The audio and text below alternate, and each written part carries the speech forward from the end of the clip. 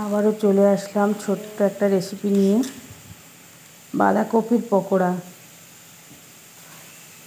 তো বাঁধাকপির পকোড়া বানানোর জন্য আমি প্রথমে বাঁধাকপি আর একটা আলু নিয়েছি। নিয়ে ঝিরিঝিরি করে আমি মেশিনের সাহায্যে কেটে নেব, একদম ঝিরিঝিরি করে।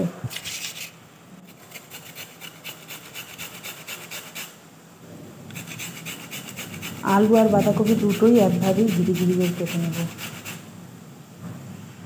এর মধ্যে মশলা দেব লঙ্কা, রসুন আর পেঁয়াজ কুচিয়ে দিয়ে দেবো। ওর মধ্যে বাঁধাকপি আর আলু, আর দেব বেসন আর একটু চালের গুঁড়ো, নুন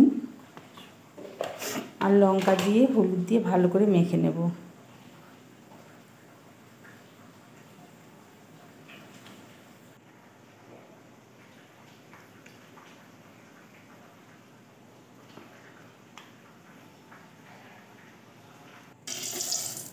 তেলটা গরম হয়েছিল, তাই আমি একটু গরম তেল দিয়ে দিলাম মুচমুচেটা হওয়ার জন্য।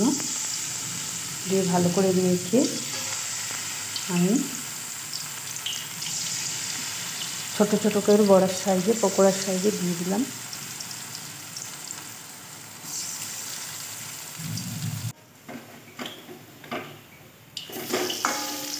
একটু দিয়ে গেলে আর একটু দিয়ে বেশ চেপে চেপে মুচমুচে করে ভাজবো, হালকা আঁচে, খুব বেশি আঁচ দিয়ে না, একটু লাল করে ভাজবো। এই পকোড়াটা যা দিয়ে খাবে তাতেই ভালো লাগবে। তুমি ভাত দিয়ে খেতে পারো, ডালের সঙ্গে, কিংবা এমনি খাওয়া যায় বাঁধাকপি দিয়ে যেহেতু করা, কিংবা সস দিয়েও খেতে পারো। সস দিয়ে খেতেও খুব সুন্দর লাগে, খুব মুচমুচে। তো ভিডিওটা যদি ভালো লেগে থাকে একটা লাইক করবেন, আর ভালো মন্দ কমেন্ট করে জানাবেন। সবাই ভালো থাকবেন, সুস্থ থাকবেন।